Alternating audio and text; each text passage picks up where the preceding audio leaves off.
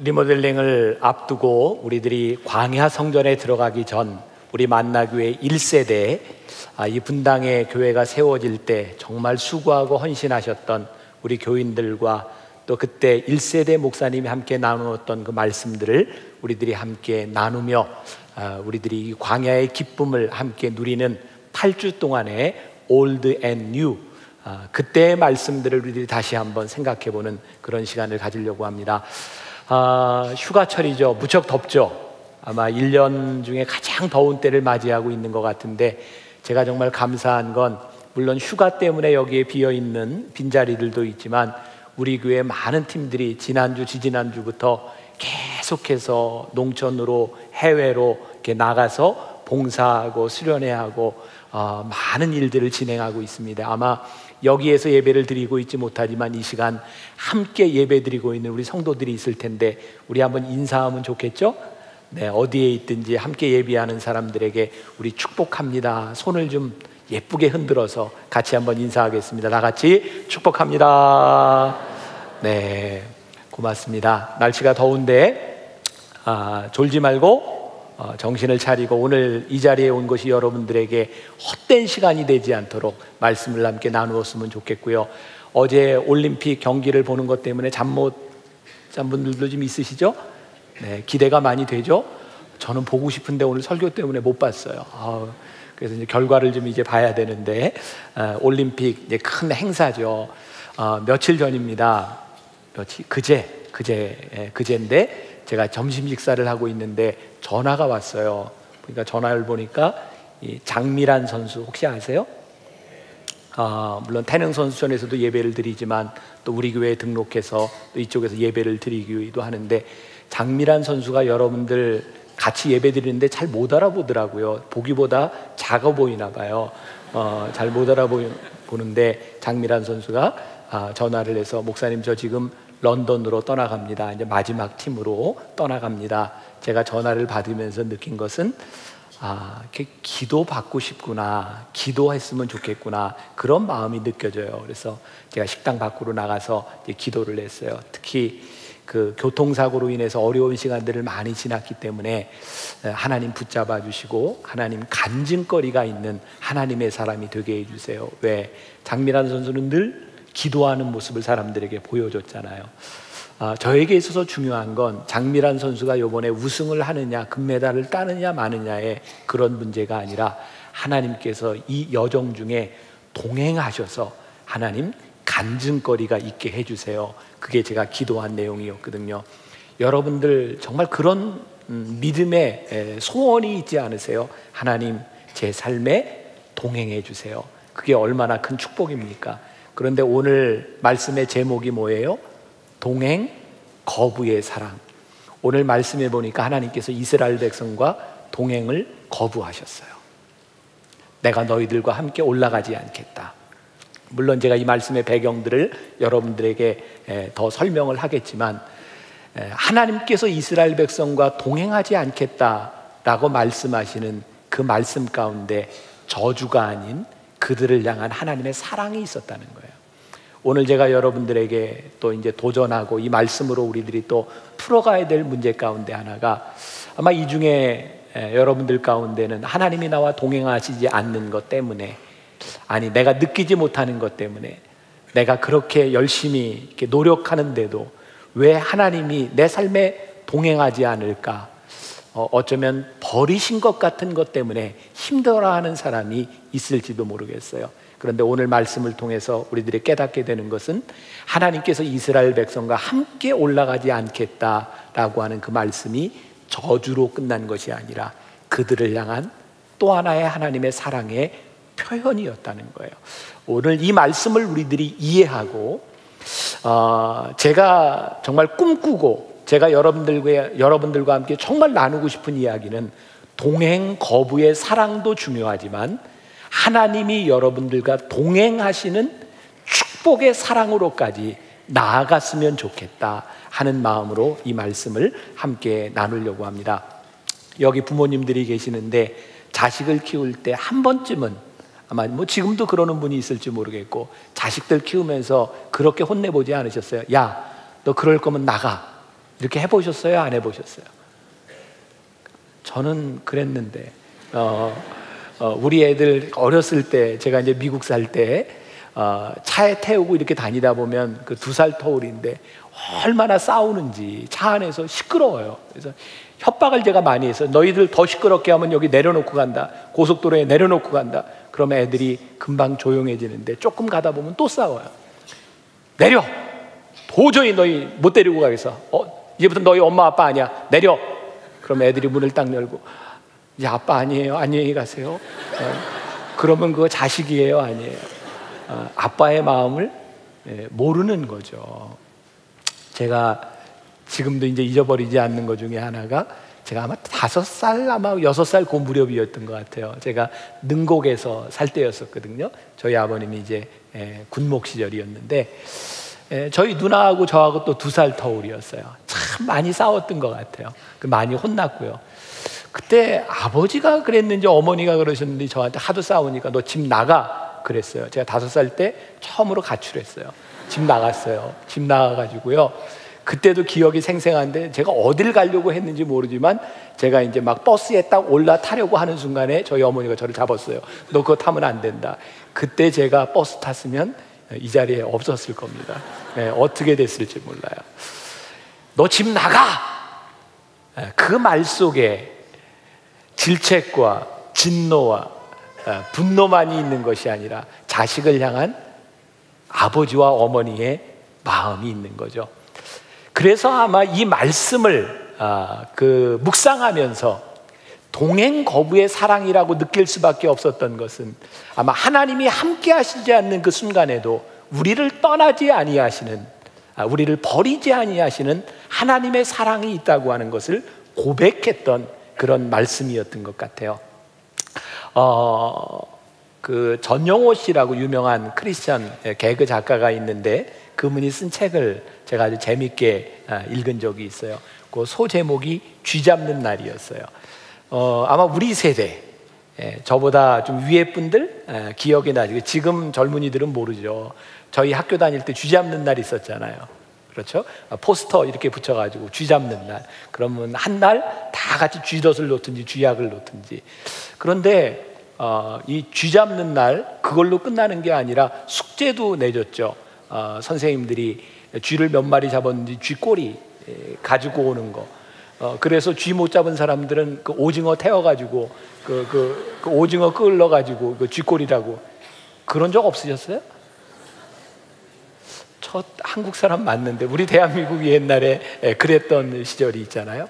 그런데 그 전영호 씨 책에 보니까 이 쥐를 잡고 나면 그 다음 날 쥐만 죽어 있는 게 아니죠. 개도 죽어 있고 고양이도 죽어 있어요.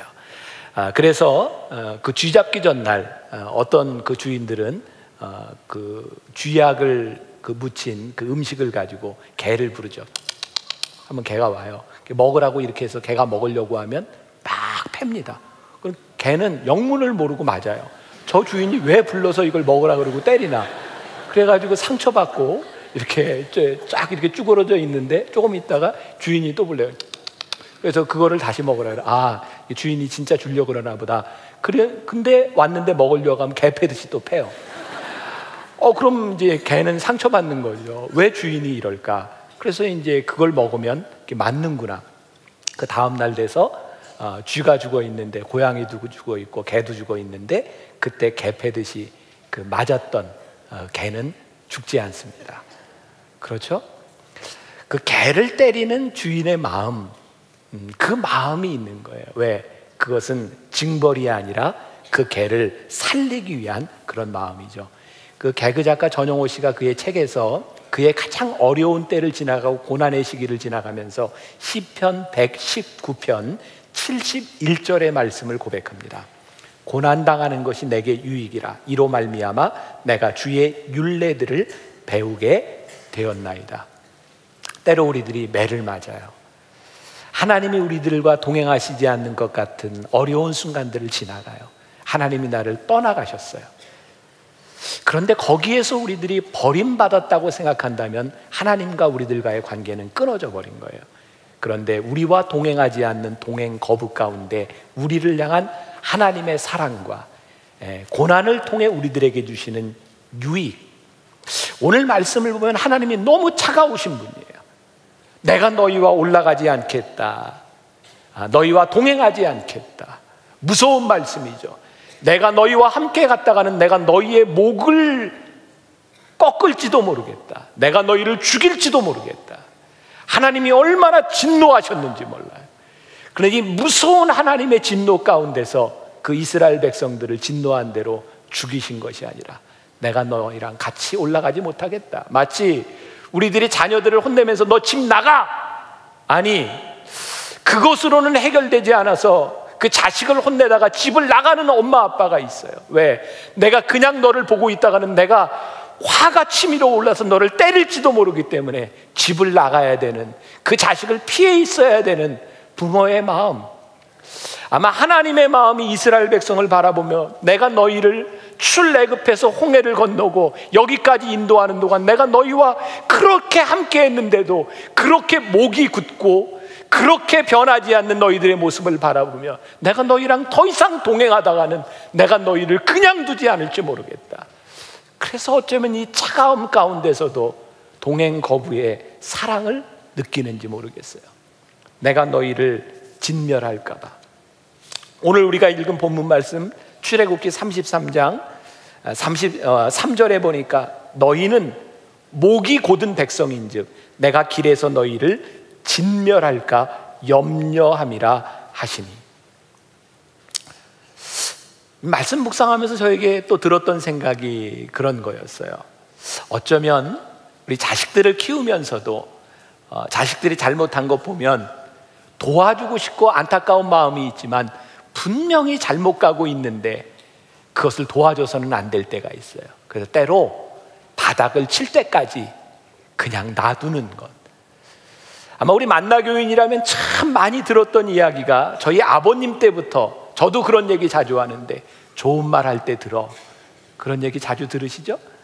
좋은 말 할 때 들어 라고 하는 얘기 가운데서 여러분들은 사랑을 느끼세요? 아니면 아주 못된 성격을 느끼세요? 네? 어떻게 좀 해보세요. 얘기 좀. 제가 좋은 말 할 때 들어 라고 하는 것은요, 정말 안타까운 마음과 사랑의 마음이에요. 왜?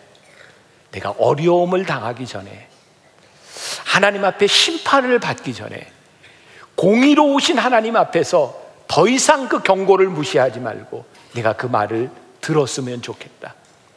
그것이 우리들에게 심판으로 무섭게 들리는 것이 아니라 심판받지 않도록 기다리고 유예하시고 또 말씀하시는 하나님의 사랑.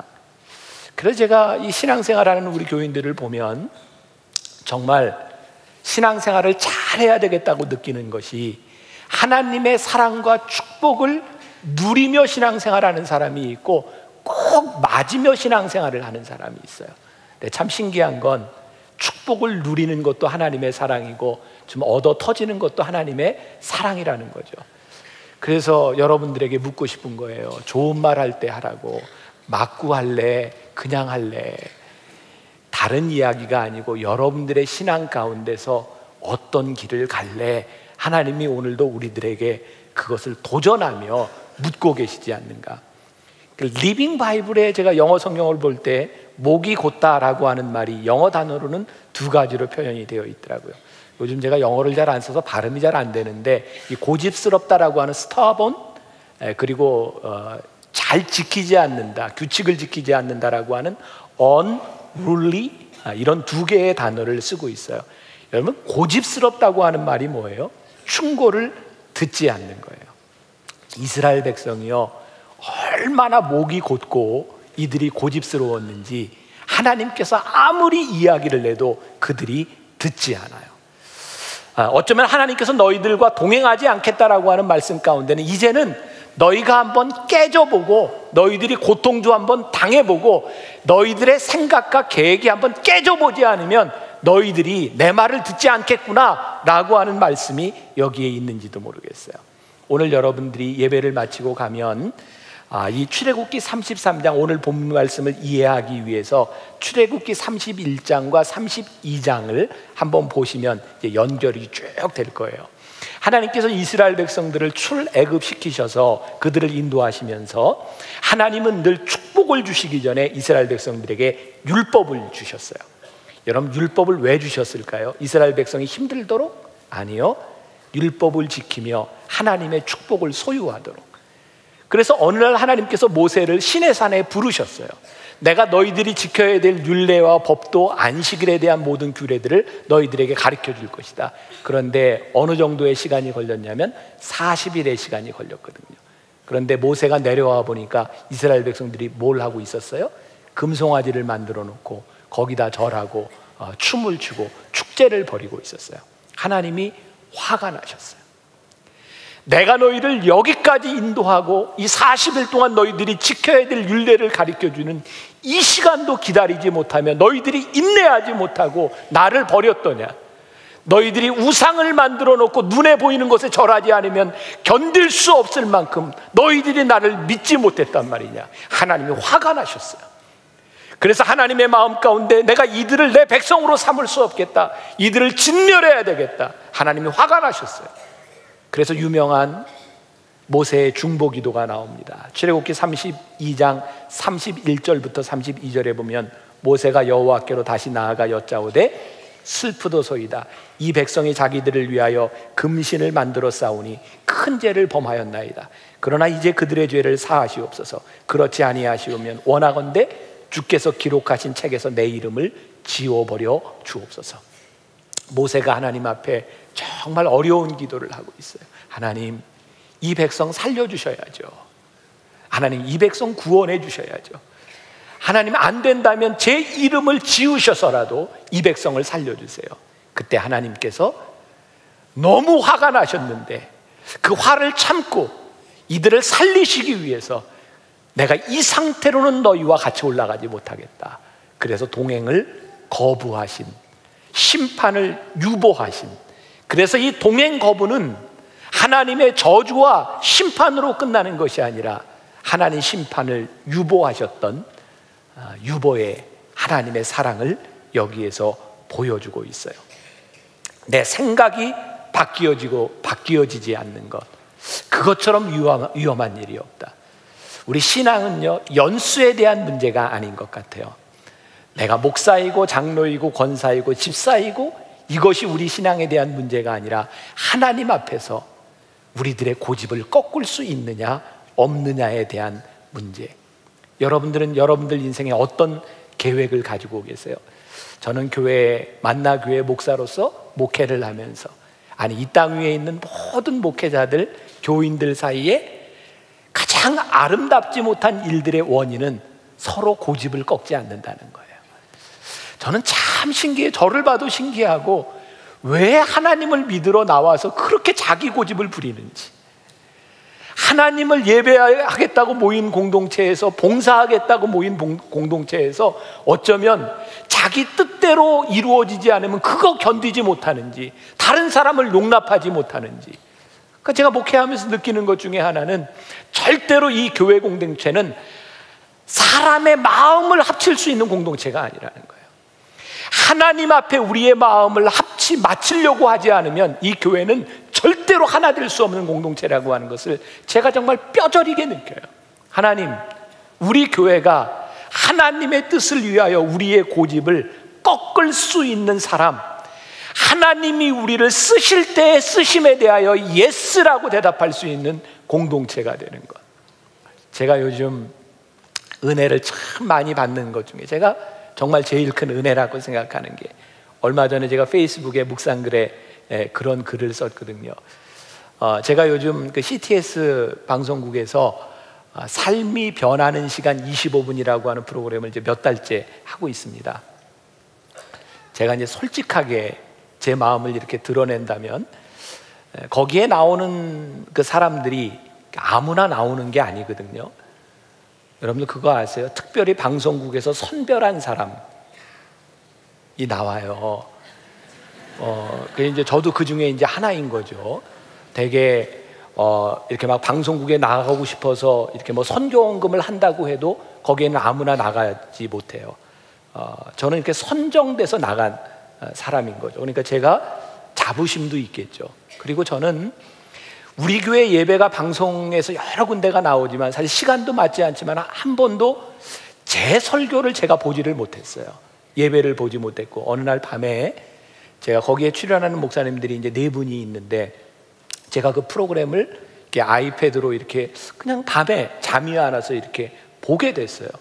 근데 제가 정말 깜짝 놀란 건 제가 하는 것이 아니라 다른 사람이 하는 그 강의를 들으면서 정말 깜짝 놀란 거예요.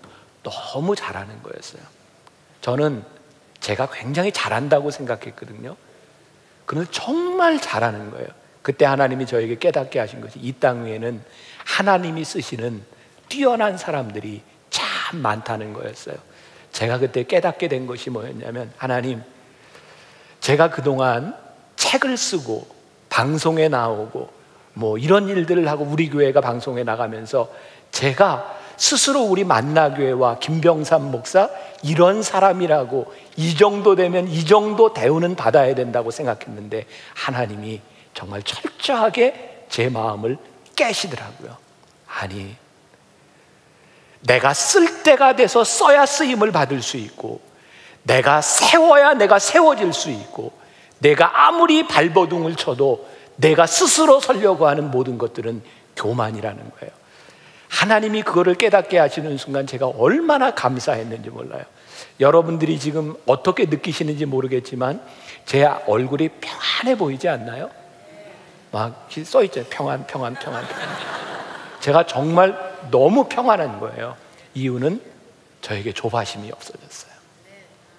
우리 교회를 향한 조바심이 없어졌어요. 하나님이 우리 교회를 쓰시는 시간에 하나님이 쓰실 수 있도록 맡겨드리는 것이 가장 신앙적인 일이고, 제가 만나교회 목회자로서 하나님이 쓰시는 것에 저를 맡겨드리는 것이 가장 신앙적인 일이고, 오늘 제가 예배를 드리며 여러분들에게 할 수 있는 가장 신앙적인 이야기는 하나님이 여러분들을 쓰실 수 있도록 여러분들을 내어놓는 것이 가장 신앙적인 일이라는 거예요.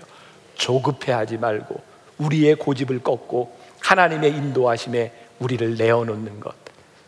종종 우리를 힘들게 하는 게 뭡니까? 우리들의 의인의식 아니에요? 내가 정당한 대우를 받아야 된다고 하는 공로의식?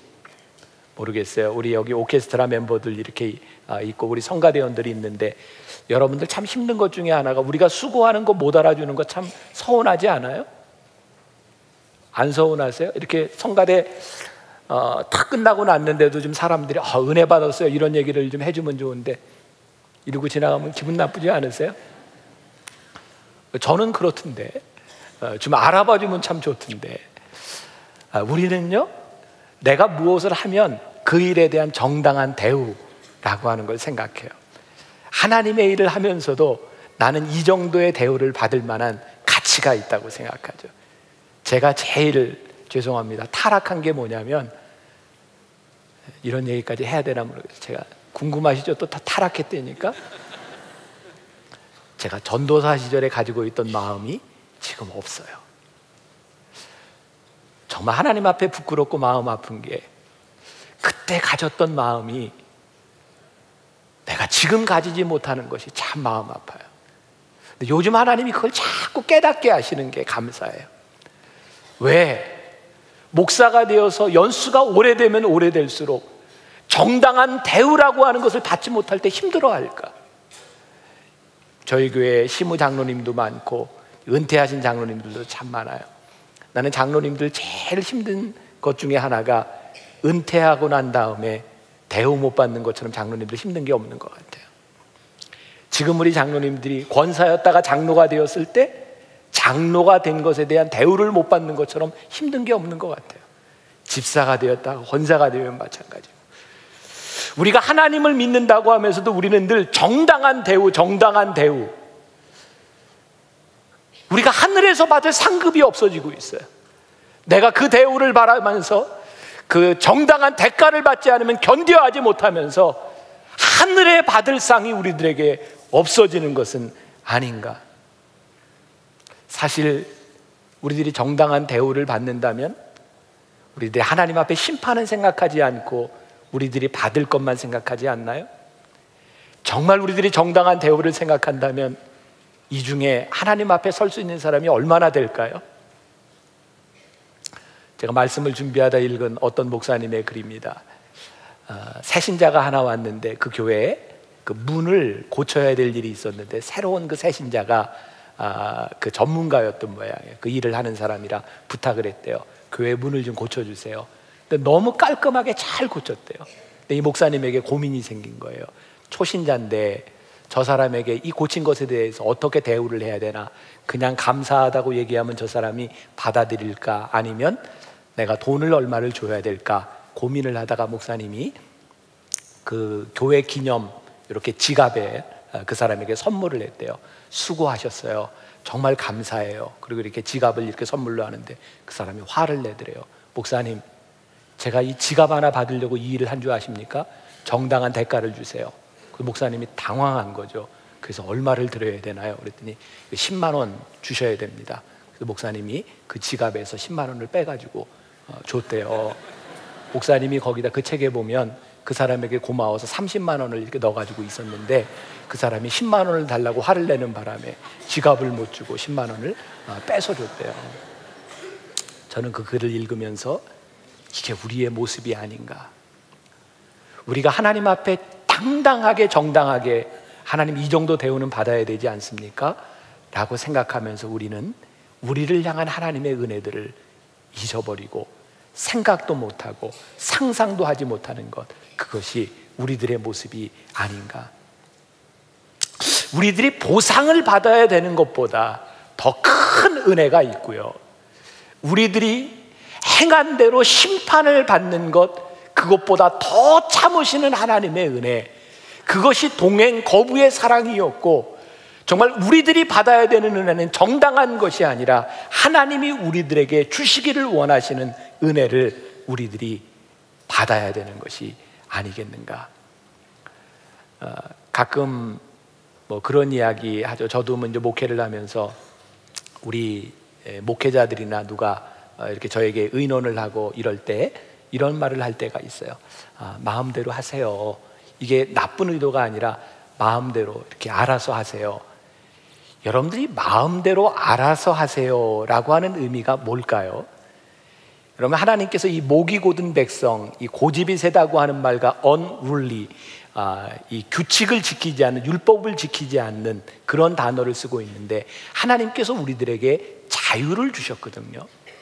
우리들에게 가지고 있는 가장 큰 특권이 뭡니까? 우리들이 무엇이든지 할 수 있다는 거예요. 하나님께서 여러분들에게 그렇게 말씀하세요. 그래, 내가 마음대로 해라. 내가 너에게 자유를 주었다. 이 말 가운데 여러분들은 무엇을 느낍니까? 그래, 내 마음대로 할 수 있구나 라고 하는 걸 느끼세요? 하나님께서 우리들에게 네 마음대로 하라는 말 가운데 내가 순종해라 라고 하는 걸 느끼세요? 여러분, 순종이요, 내 마음대로 할 수 있을 때 그게 얼마나 큰 은혜인 줄 아십니까? 여러분들이 무엇이든지 할 수 있지만 여러분들의 고집이 아닌 하나님의 말씀과 하나님의 율례와 하나님의 법도를 따라 여러분들이 마음대로 할 수 있는 그 순종이 우리들에게 얼마나 큰 축복인 줄 아세요? 제가 중학교 다닐 때 그런 기억이 있어요. 제가 중학교 때까지는 이 수학을 참 잘했어요. 어느 날 제가 시험을 봤는데 저는 정말 시험을 잘 봤거든요. 근데 점수가 나쁜 거예요. 저희 담임 선생님이 수학 선생님이었는데 저를 불러서 얘기를 하시더라고요. 너 왜 이렇게 시험을 못 봤냐? 저 시험을 잘 봤는데요, 점수가 나쁜 거예요. 봤더니 제가 지문을 거꾸로 읽은 거예요. 여러분들 그런 기억 있죠? 있는 것을 없는 것으로 시험을 잘 봤는데 답이 틀려요. 마음대로 한다는 것이요, 무슨 의미인지 아세요? 하나님께서 우리들에게 순종하고 자유하고 마음대로 하라고 하는 말씀은 내가 생각하는 고집대로가 아닌 하나님의 뜻대로 우리들이 마음대로 하라고 하는 말씀이거든요. 이 교만은요, 하나님 앞에 가장 무서운 거예요. 근데 뭐가 교만입니까? 하나님의 계획을 따르지 아니하고 하나님의 뜻을 따르지 아니하고 내 마음대로 가는 것, 그것이 교만이죠. 하나님의 축복으로 높임을 받아야 되는 자들이 하나님의 축복을 축복으로 생각하지 아니하는 것. 이스라엘 백성들이 출애굽해서 이제 그들에게 율법을 주시고 그들이 안식일의 규례를 지키고 그들이 가나안 땅에 들어가기 위해서 하나님께서 주시는 그 율법을 기다리는 그 시간들, 그 하나님의 계획을 기다리지 못하고 인내하지 못하고 그들의 마음대로 우상을 숭배는 그것들이 하나님 앞에 영광이 되지를 않았어요. 제가 여러분들에게 정말 도전하고 여러분들의 삶의 기준으로 드릴 수 있는 말씀이 있어요. 여러분들의 계획과 여러분들의 고집, 여러분들이 하는 그 일을 통해서 하나님이 영광을 받으세요? 사실 이 기준 앞에서 우리들이 마음대로 할 수 있는 일들에 대하여 우리들이 명확한 우리들의 삶의 지침들이 만들어집니다. 하나님이 영광을 받으시는가? 이 일을 통해서 하나님이 기뻐하시는가? 내가 이 일을 할 때 하나님이 나와 동행하실 수 있는가? 여러분, 하나님은 우리와 동행하실 수 있지만, 동행하기를 원하시지만 하나님은 불의한 일 가운데 동행하지는 않으십니다. 하나님이 우리와 늘 함께하고 싶어 하시지만, 우리를 부르셨지만 우리들이 불의함 가운데 있을 때 하나님이 그곳에 계실 수가 없어요. 그래서 우리를 통해 하나님의 영광이 드러나지 못해요.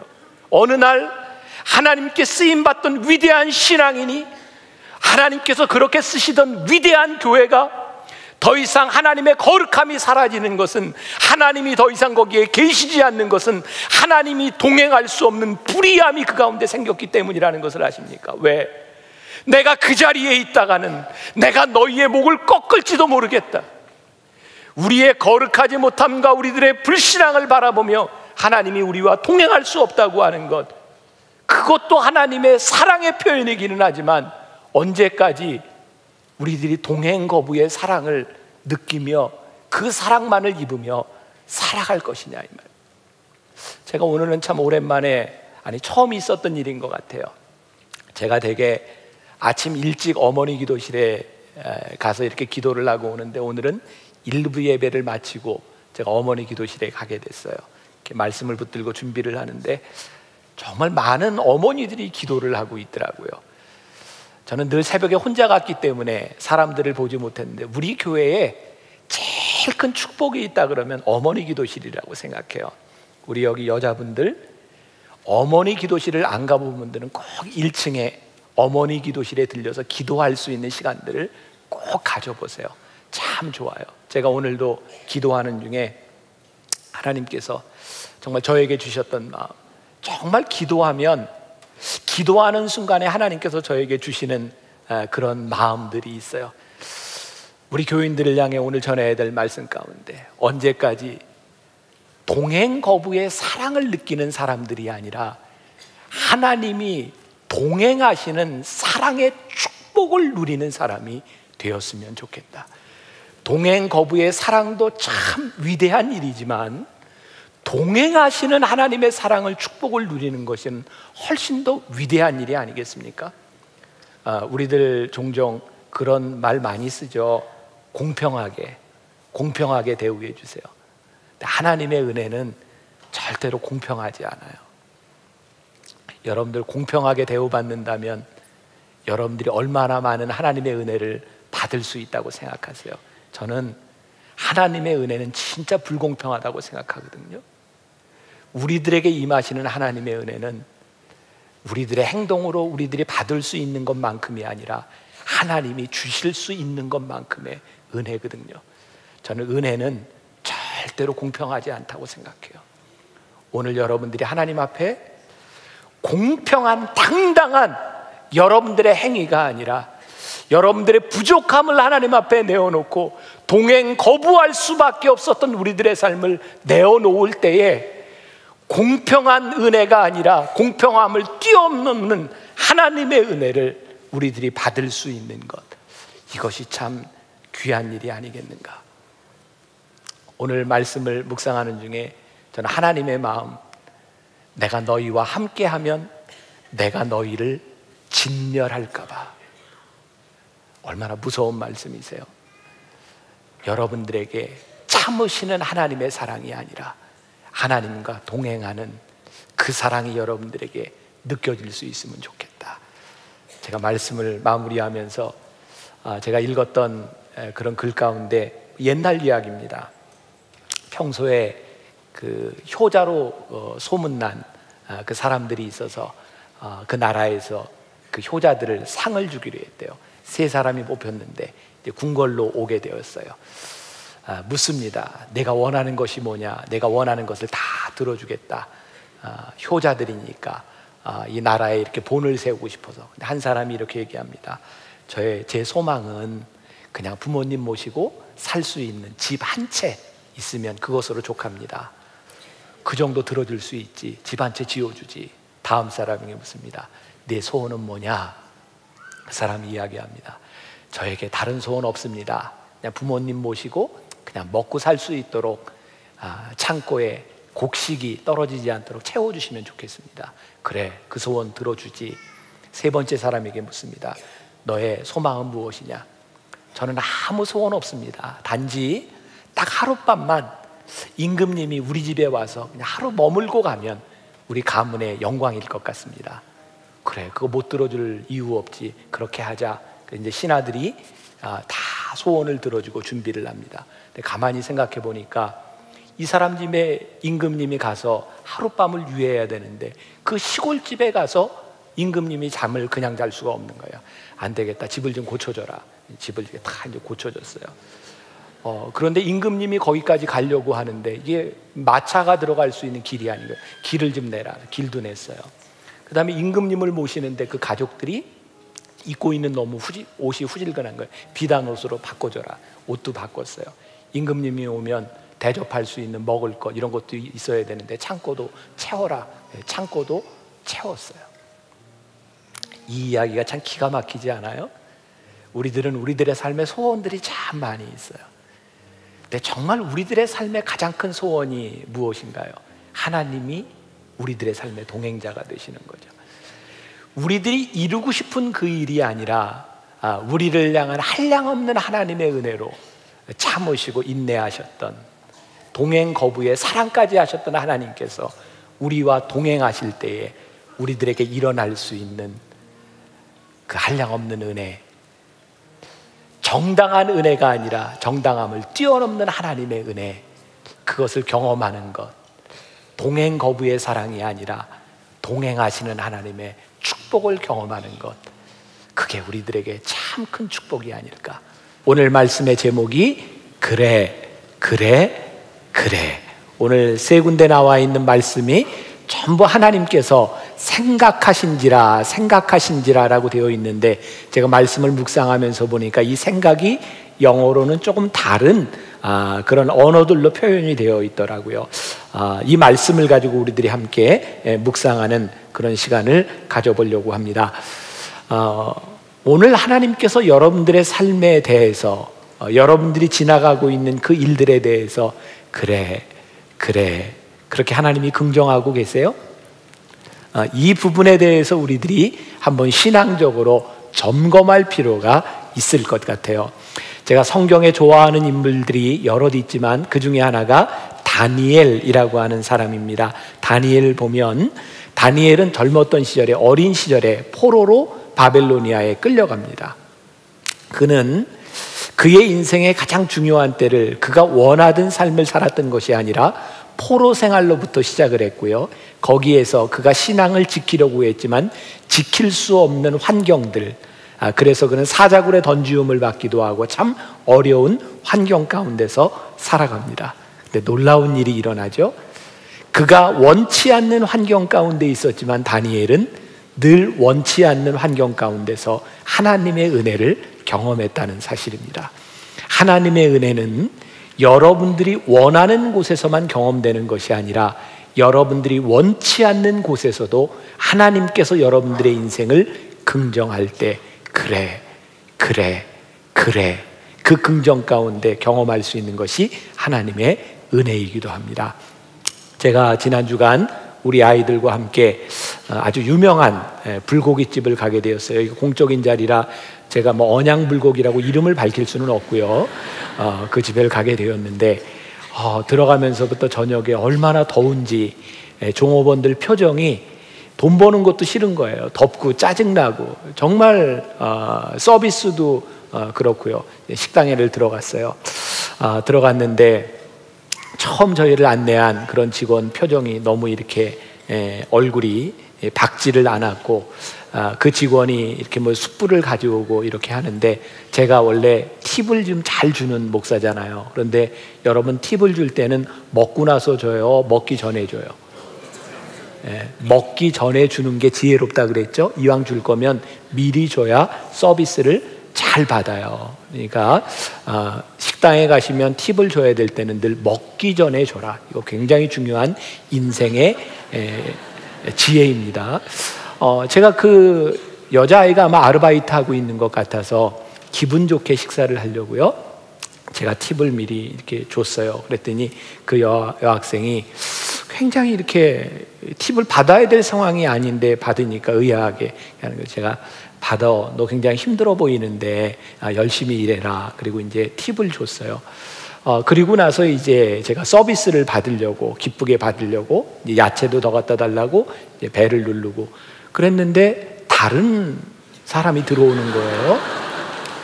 그리고 나서 이제 밥을 시키느라고 또 눌렀더니 또 다른 사람이 들어오는 거예요.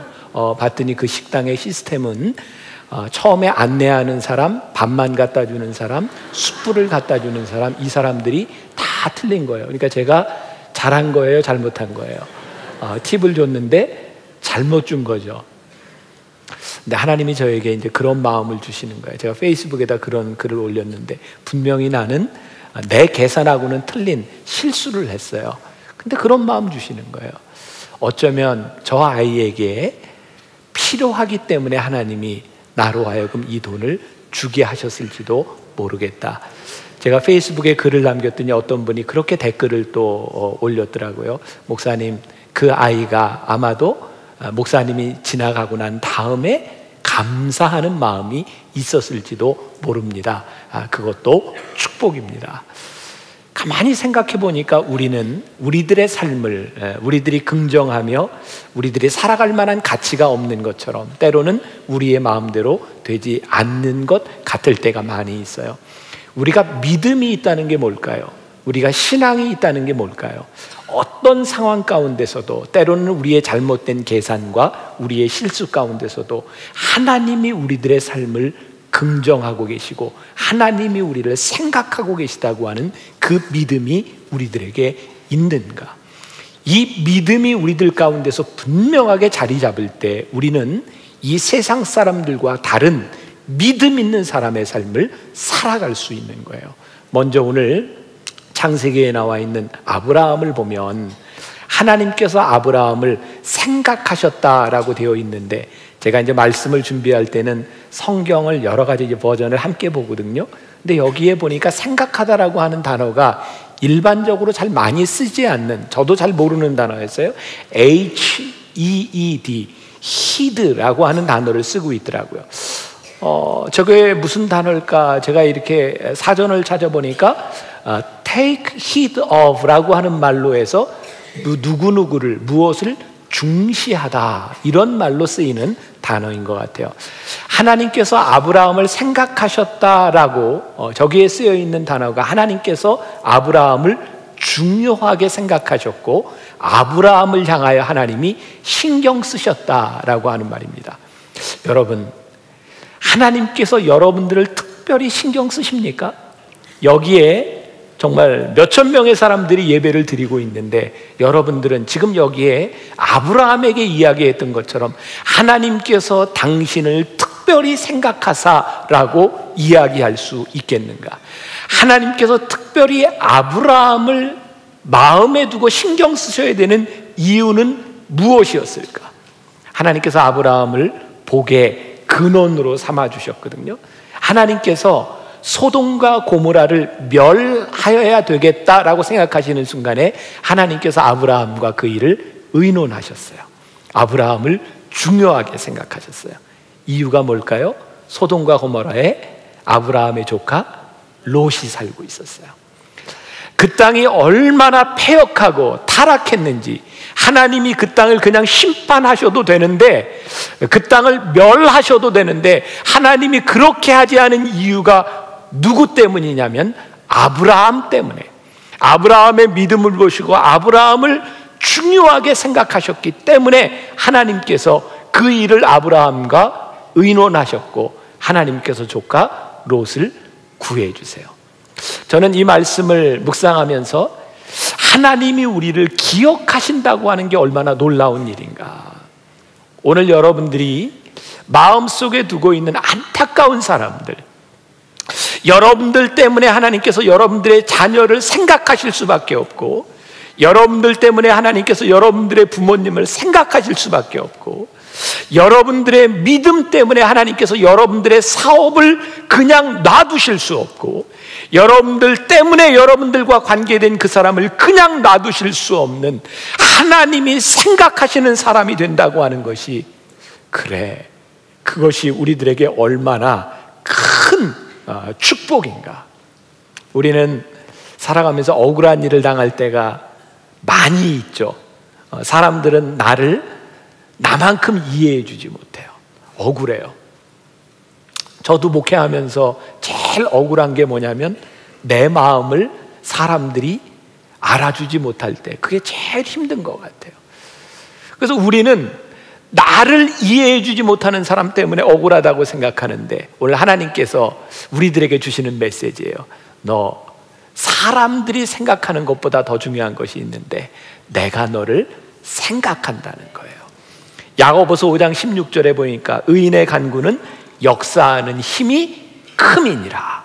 의인의 간구는 역사하는 힘이 크다. 의인 앞에서 하나님은 이미 그 의인의 간구를 들어주실 준비를 하고 계세요. 왠지 아세요?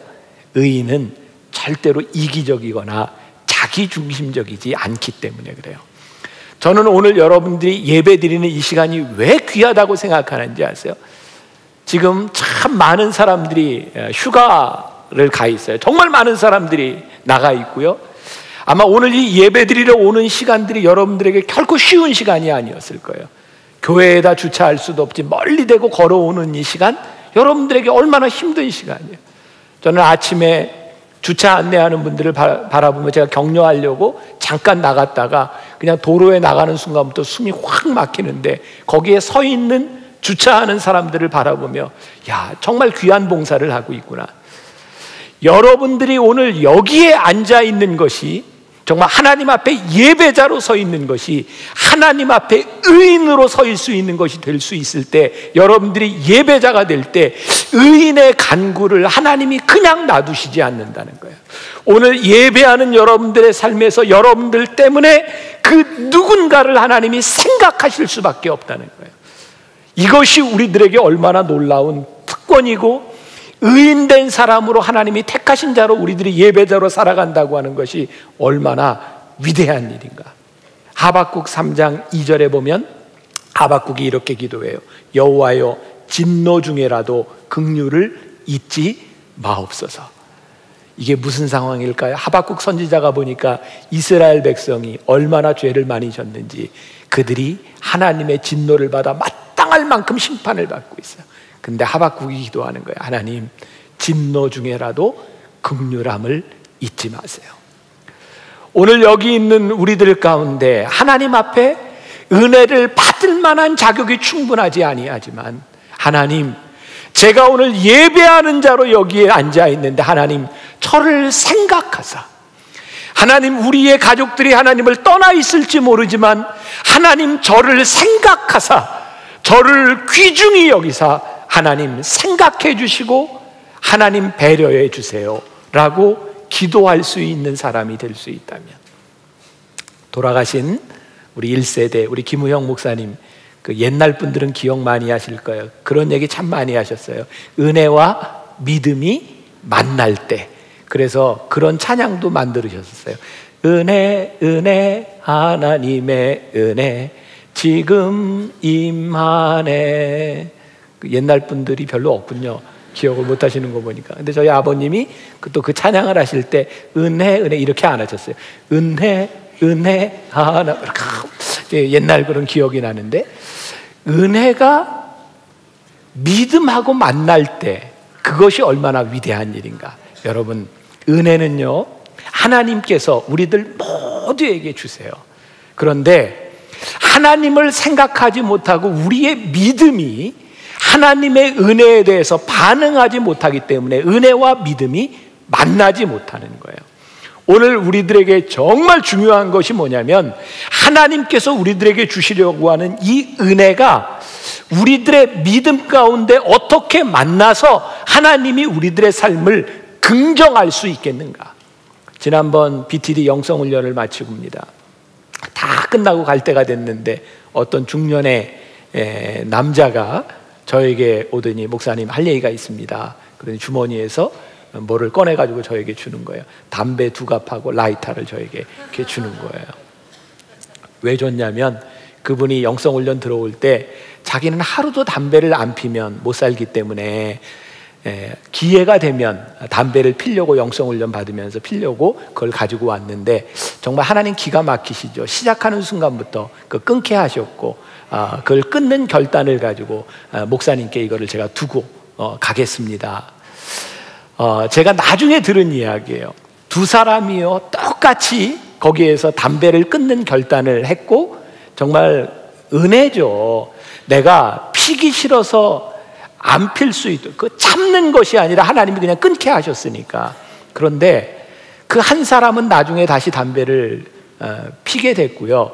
저한테 라이터와 담배를 맡겼던 사람은 끝까지 안 피는 사람이 되었어요. 제가 왜 오늘 이야기해요? 여러분들 담배가 그렇게 중요한 문제입니까? 사실 우리 인생에 중요한 게 얼마나 많은데, 남자들이 담배 끊는 거 결단했다고 그거 정말 찌질한, 술 담배 가지고 우리가 고민한다는 것 자체가 우리가 정말 신앙생활 그거 잘못하고 있는 거고요. 어쨌든 그분이 그 결단을 하면서 자기를 지켜나가는데, 그분이 이제 끝나고 간증을 하는 거예요. 제가 기억에 남아서 이렇게 이제 기록을 했는데, 제가 오늘 이 자리에 설 수 있는 것, 간증할 수 있는 것은 오늘 이렇게 영성훈련을 이끌어 주신 김병삼 목사님의 덕분입니다. 전 그런 얘기를 할 줄 알았어요. 근데 그런 얘기를 하지 않고, 제가 오늘 이 자리에 서 있는 것은 제 아내 때문입니다 그러더라고요. 그러면서 하는 얘기가, 제 아내의 목소리가 허스키 보이스가 되었습니다. 수십 년을 저를 위해 기도했고요.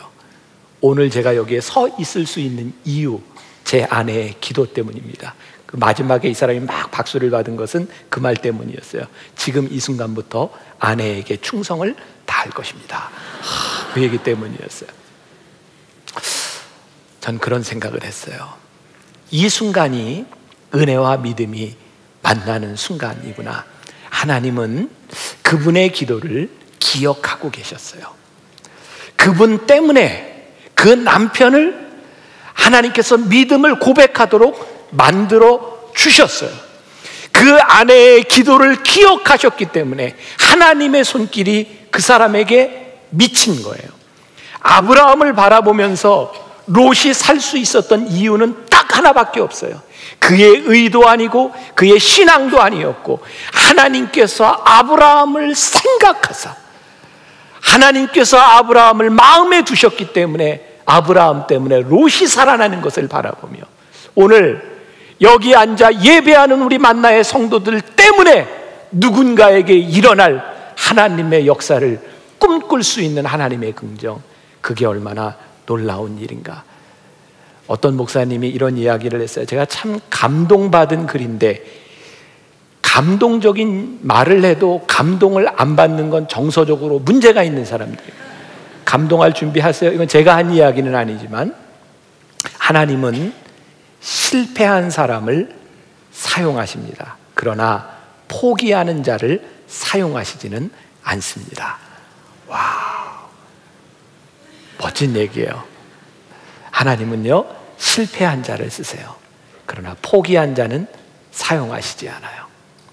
오늘 여러분들 가운데 실패자라고 생각할지 모르지만, 하나님께서 여러분들을 기억하고 있음을 놓지 않고 포기하지 않는 자, 하나님의 긍정이 떠나지 않는 자는요, 하나님이 여러분들을 포기하시지 않는다는 것, 하나님의 긍정. 두 번째, 오늘 하나님께서 언약을 기억하셨다라고 되어 있어요.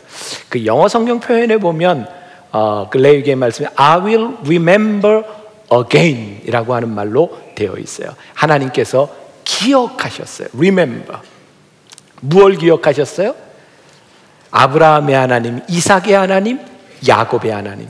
이 상황이 어떤 상황이냐면 이스라엘 백성이 패역해서 죄를 짓고 있는 상황이었는데 하나님께서 기억하셨어요.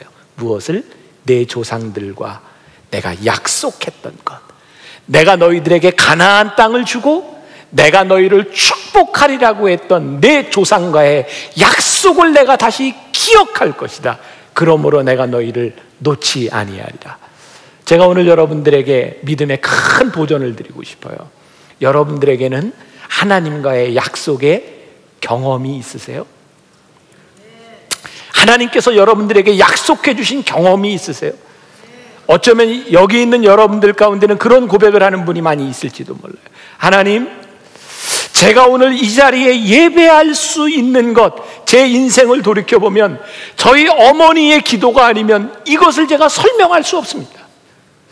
어쩌면 하나님께서 여러분들의 어머니와 아버지의 기도를 들으셨기 때문에 이 자리에 있는 여러분들이 있을지 몰라요. 그러나 제가 오늘 여러분들에게 도전하고 싶은 것은 여러분들의 자녀와 여러분들의 다음 세대들에게 여러분들이 하나님의 약속을 기억할 수 있는 그 사람이 될 수 있으면 정말 좋겠다.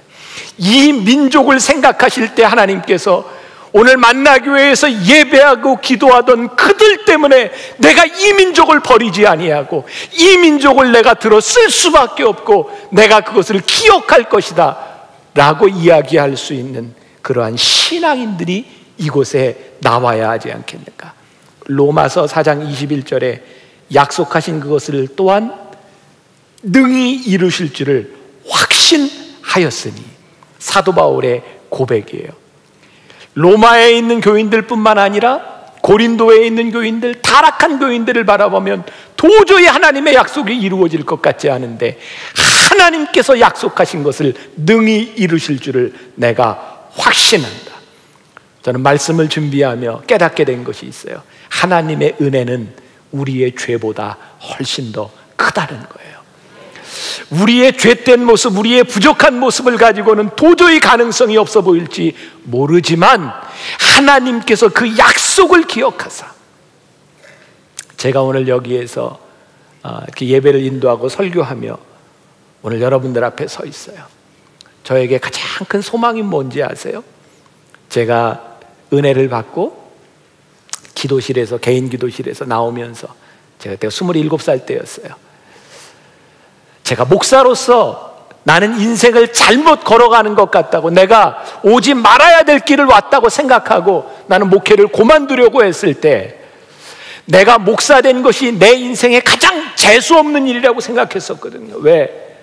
저 그렇게 목사 안 되려고 군목시험 안 보려고 했는데 억지로 아버지가 시험 보라 그래서 봤는데 재수없이 붙어가지고 나는 내 인생은 왜 이렇게 꼬이는가라고 생각했는데, 제가 27살 때 기도굴에서 나오면서 하나님이 저에게 깨닫게 하신 것이, 지금까지 살아왔던 내 인생 가운데 내가 너를 한 번도 떠난 적이 없다고, 그 하나님의 사랑을 고백하면서 저에게 제 입술로 고백하게 하신 것이 뭔지 아세요? 앞으로 살아가는 날 동안에도 하나님이 나를 끝까지 지켜주시고 나를 목사로 삼아주셨으니 목회를 할 수 있도록 하나님이 도우실 거라고 하는 믿음을 저에게 주시며, 제가 지금 이 길을 가는 것, 저에게 가장 큰 힘은 하나님이 저에게 약속하셨던 그 약속이었어요. 오늘 제가 여러분들에게 믿음으로 도전합니다. 오늘 여러분들에게 그 하나님의 약속이 살아있는가? 오늘 하나님께서 약속하셨던 그 약속 때문에 지금 우리들이 가고 있는 그 길 가운데서 그 약속을 붙들고 있기 때문에 내가 견디며 내가 승리하는 삶을 살아가고 있는가? 오늘 아침에도 저는 어머니 기도실에서 이 말씀을 가지고 기도했어요. 이 더운 날 이 자리에 오는, 찾아오는 여러분들을 바라보면 제 마음이 정말 여기까지 오는 사람이 그냥 가면 안 되잖아요. 그런 간절한 마음을 가지고 하나님께 기도했어요. 모르겠어요. 여러분들은 어떻게 느끼는지 모르겠지만 하나님의 말씀은 살았고 운동력이 있다고 말씀하셨는데, 하나님 좌우에 날선 검이 심령 골수를 쪼개는 것처럼 하나님이 말씀으로 쪼개주세요. 그때 하나님께서 저에게 주셨던 것이 그런 말씀이었어요. 오늘 예배드리는 자들이 과거 가운데 살아가는 사람이 아니라 간증을 만드는 사람이 되었으면 좋겠다. 과거의 수치를 가지고 하나님의 약속을 기억하지 못하는 사람이 아니라 과거의 삶을 간증으로 바꿔주신 하나님의 약속이 있기 때문에 과거를 간증으로 생각할 수 있는 사람이 되었으면 좋겠다. 하나님, 기억해 주세요. Remember. 나를 기억하는 것이 축복이 되는 것이 얼마나 복된 인생인가. 그러면 어떤 일이 일어날까요? 서두르지 않을 것 같아요.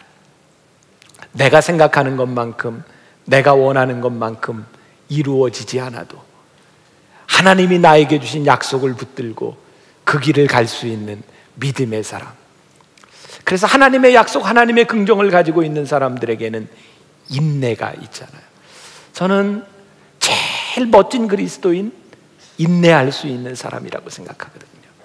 히브리서 10장 36절에 보니까 너희에게 인내가 필요함은 너희가 하나님의 뜻을 행한 후에 약속하신 것을 받기 위함이라. 기가 막힌 말씀 아니에요? 오늘 여러분들에게 인내가 필요함은 하나님의 뜻을 행한 후에 약속한 것을 받기 위함이라. 하나님이 오늘 여러분들의 삶을 바라보며 여러분들의 과거에 살았던 여러분들의 믿음을 추억하며, 그래, 내가 다시 너를 기억하리라. 지금의 여러분들의 모습 때문에 버려지는 것이 아니라 그 과거의 하나님의 기억 때문에 내가 너희를 기억하리라. 이 말씀이 여러분들에게 기억될 수 있으면 참 좋겠다. 여유. 제가 지금도 기억나는 게 이미 고인이 된 분이지만 우리 돌아가신 그 노무현 대통령 있죠? 한참 막 그 화제가 되었던 게 그분이 쌍꺼풀 수술하고 나서, 그죠? 근데 또 그 부인 권양숙 여사도 쌍꺼풀 수술을 했죠. 사람들이 뭐 대통령이 영부인이 무슨 쌍꺼풀 수술, 참 저는 이해를 못하는 게 지네들은 쌍꺼풀 수술하면서 대통령이 쌍꺼풀 수술한 게 그게 뭐가 왜 그렇게 얘기를 했는지 몰라요. 근데 참 그렇게 얘기하는 사람도 문제지만 대통령하고 또 부인이 그것을 또 변명 아니라고 또 뭐 눈썹에 찔려서 눈물이, 아니 좀 내 눈이 작아서 세상 좀 넓게 보려고 했다. 뭐지 그러고 좀 살아갈 수 없는가? 저는요, 우리 그리스도인 바라보며 정말 세상 사람들하고 똑같이 쪼잔하게 그 조그만 것 하나 가지고 좀 자꾸 늘어지고 남의 트집 잡고 남의 단점 드러내, 정말 그러지 않았으면 좋겠다. 하나님의 약속을 안고 살아가는 사람인데 좀 덮을 거 덮어주고 관용할 거 관용하고 이해할 거 이해하고 받아들여주고 하나님의 약속을 붙들고 살아가는 사람인데 뭐 좀 세상 사람하고 좀 다른 게 있어야 하지 않겠는가? 우리들에게 믿음과 신앙의 여유가 좀 있어야 되지 않겠는가? 이제 고인이 된 김수환 추기경 일화죠. 그분이 이제 프랑스에서도 공부하고 이래서 영어, 불어 여러 나라 말을 합니다. 기자들이 와서 그렇게 물었다죠. 추기경님은 여러 나라 말을 이렇게 하신다면서요. 김수환 추기경이 아니요, 그냥 인사 정도 하지 제가 그렇게 잘 못합니다. 근데 제가 잘하는 말이 하나 있습니다. 무슨 말인데요? 제가 거짓말은 좀 잘합니다. 그분이 그렇게 대답했어요. 그때 그 인터뷰를 보면서 큰 사람이다 라는 생각이 들었어요. 이 세상에는요, 작은 거짓말을 숨기려고 하는 사람이 있고요, 부족한 일을 드러낼 수 있는 사람이 있어요. 내 인생이 부족한 것으로 끝난다고 하면 절대로 드러내지 못합니다. 그러나 하나님의 약속을 붙들고 살아가는 사람은요, 부족한 것 좀 드러낼 수 있고요, 부족한 것이 드러날 때 그것을 감싸줄 수 있는 사람이 되는 것, 그것이 하나님의 약속을 붙들고 살아가는 사람이 아니겠는가? 세 번째, 하나님께서, 여호와께서 한나를 생각하신지라 라고 되어 있어요. 여기에서 물론 그 remember라고 하는 말이 들어가 있고요. 무엇을 생각하셨냐면 한나의 기도, 영어로는 petition이라고 하는 말입니다. 한나가 하나님께 청원해요. 간곡히 기도합니다. 이 기도의 능력은요, 하나님 앞에 상달된다고 하는 것이죠. 한나는 하나님을 잘 믿는 사람이었는데 고난을 당했어요. 한나가 당한 고난이 뭐죠? 아이가 없었어요. 근데 단순히 아이만 없는 것이 아니라 한나에게는, 그의 남편에게는 첩이 하나 있었죠. 이름이 뭐였죠? 분인나. 분인나에게는 자식이 있었는데 한나는 분인나에게 잘못한 것도 아니고요, 그냥 하나님 앞에 와서 하나님 저에게 자식을 주세요 라고 통곡하며 그렇게 기도했는데, 그래서 그 남편이 자식이 없었지만 그 아내 한나를 참 사랑했는데 하나님께 기도하고 남편에게 사랑을 받는다고 하는 이유 때문에 분인나에게 고난을 당해요. 여러분, 하나님을 잘 믿는다고 하는 것이 여러분들의 삶에 고난을 비껴가게 하지 않습니다. 여러분들이 하나님을 잘 믿기 때문에, 하나님의 뜻대로 살아가기 때문에 누군가가 여러분들을 힘들게 해요. 저는 교회에서 그런 거 너무 많이 봅니다. 열심히 일하려고 하는 사람의 발목을 잡는 사람이 있어요. 네가 뭔데 그렇게 열심히 하냐. 하나님 앞에서 열심을 내는 것도 시기하는 자들이 참 많이 있어요. 근데 한나는요, 싸우지 않았어요. 싸우면 똑같은 사람이 됩니다. 단지 한나는 그게 너무 억울해서 하나님 앞에 통곡하며 기도합니다. 얼마나 마음이 아프고 통곡했는지 당시 엘리 제사장이 그 한나를 보면서 뭐라고 이야기합니까? 너 그렇게 성전에 와서 술 먹고 그러는 거 아니다. 왜? 술 먹고 주정하는 여자처럼 보였어요. 한나가 이야기하죠. 아니요, 제가 술 먹은 것이 아니라 제가 너무 괴로워서 하나님께 이렇게 기도합니다. 하나님께서 한나를 기억하셨어요. 여기에서 기억이라고 하는 것이 영어로는 그냥 remember라고 되어 있지만 히브리어의 자카르라고 하는 말이 무슨 말이냐면, 하나님께서 한나가 기도할 때 한나를 방문하셨다라고 하는 뜻을 가지고 있어요. 여러분, 제가 이런 비유를 들어볼까요? 어떤 교회 목사님이 저한테 와서 어려운 이야기를 많이 해요. 저 너무 어려워요. 그래 어려워. 그렇게 듣고 끝나는 것이 아니라 제가 그분에게, 그래요? 한번 가봅시다. 이게 무슨 의미일까요? 방문하는 게. 예수님께서 삭개오의 집에 들르셨어요. 방문하셨어요. 유명한 고넬료가, 백부장 고넬료가 하나님께 기도할 때에 베드로를 청하라라고 했을 때 베드로가 고넬료의 집을 방문했어요. 방문하면서 일어나는 기적, 하나님이 한나를 remember, 기억하시고 그것을 방문하셨을 때 그때 바로 한나의 문제가 해결된 것이 아니었어요. 한나는 오랫동안 하나님 앞에 기도했어요. 근데 하나님이 한나의 기도를 기억하셨어요. 하나님이 기억하셨기 때문에 그녀의 눈물이 눈물로 끝나지 아니하고 한나에게 사무엘이라고 하는 아들을 하나님께서 주셨어요.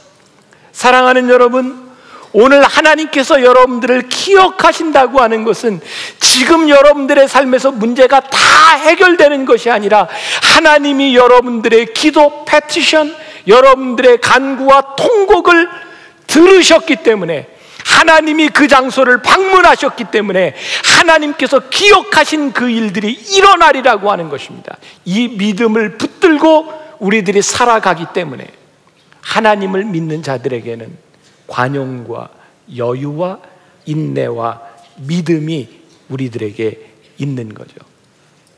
한나는 순간순간마다 성전에서 하나님께 기도하는 사람이었어요. 저는 그런 생각이 듭니다. 한나는 최후의 승리자였다. 우리가 한나가 기도하고 응답받은 것만을 바라보지만 사실은 한나가 응답받기 전에 얼마나 힘들었을까를 보지 않아요. 사랑하는 여러분, 최후의 승리자가 승리자입니다. 과정을 지나가고 있는 것이 여러분들의 인생의 끝이 아니라 최후의 승리자가 승리자입니다.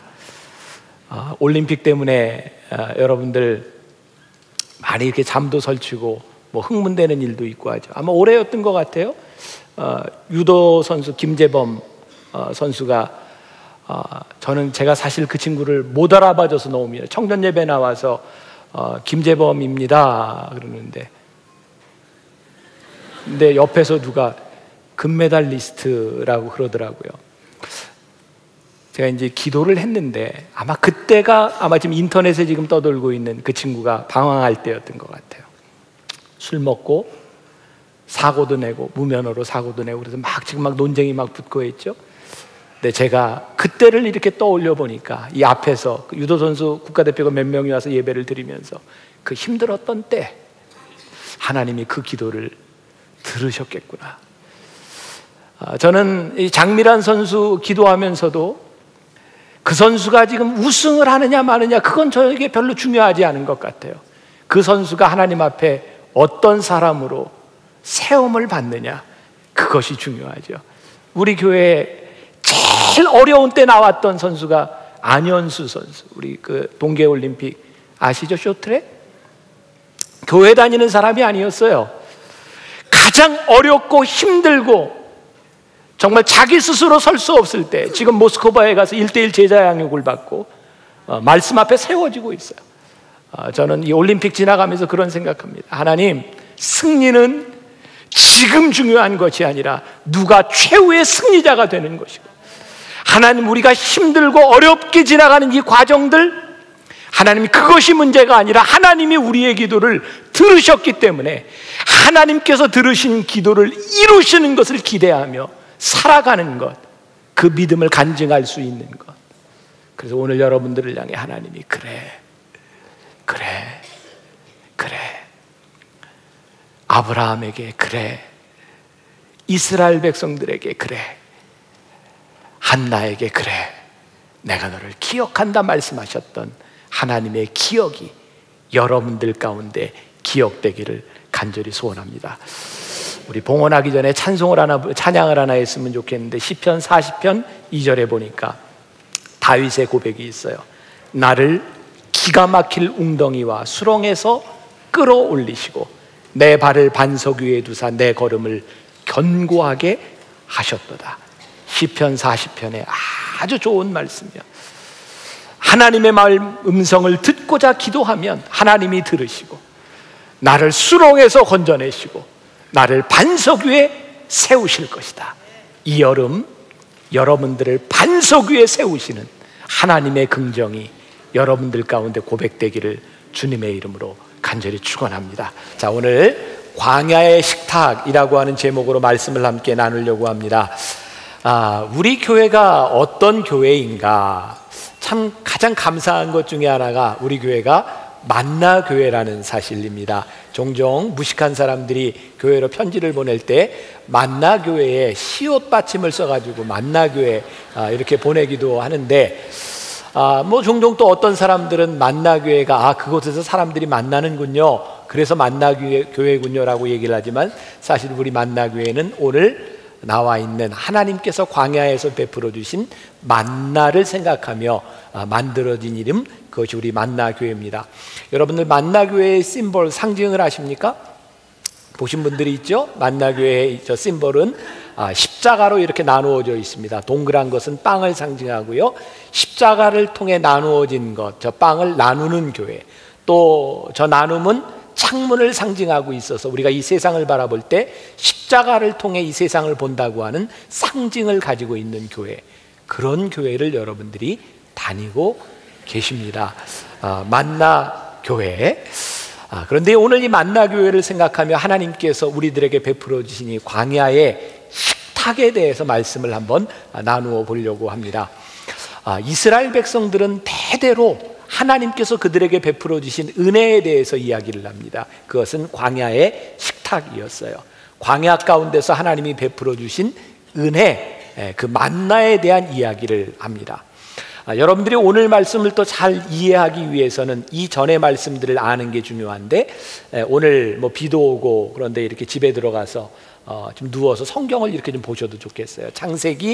출애굽기 12장, 13장, 14장, 15장, 16장이 잘 연결되어 있고, 조금 더 관심이 있는 분이라면 출애굽기 1장부터 보셔도 좋겠어요. 출애굽기 12장에서 이스라엘 백성들이 모든 난관을 극복하고 출애굽하는 이야기가 나오고요. 14장에 가서 보면 그 유명한 홍해를 건너는 사건이 나오게 됩니다. 그리고 15장에는 모세의 누이였던 미리암이 하나님께서 승리하게 하신 것을 찬양하는 찬송이 나오고, 바로 애굽을 지나 광야에서 마라의 쓴물을 경험하게 됩니다. 이스라엘 백성들이 출애굽해서 하나님의 인도하심 가운데 들어갔지만 그들이 경험한 것은 광야였어요. 3일 동안 얼마나 목이 마르고 얼마나 더웠는지, 그들이 하나님을 원망하고 있을 때 그들이 만난 것이 마라의 쓴물이었습니다. 출애굽기 15장 25절과 26절에 보니까 이렇게 말씀이 되어 있죠. 모세가 여호와께 부르짖더니 여호와께서 그에게 한 나무를 가리키시니 그가 물에 던지니 물이 달게 되었더라. 거기서 여호와께서 그들을 위하여 법도와 율례를 정하시고 그들을 시험하실세.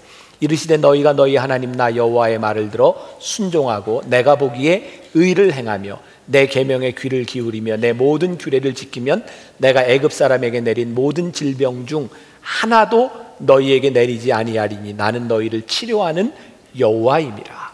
여기에서 그 유명한 치료하는 여호와라고 하는 말씀이 나오죠. 자, 이 마라의 쓴물, 그곳에서 하나님께서 단물로 바꾸어 주셨고 하나님께서 약속을 재확인하는 이야기가 나오고 있습니다.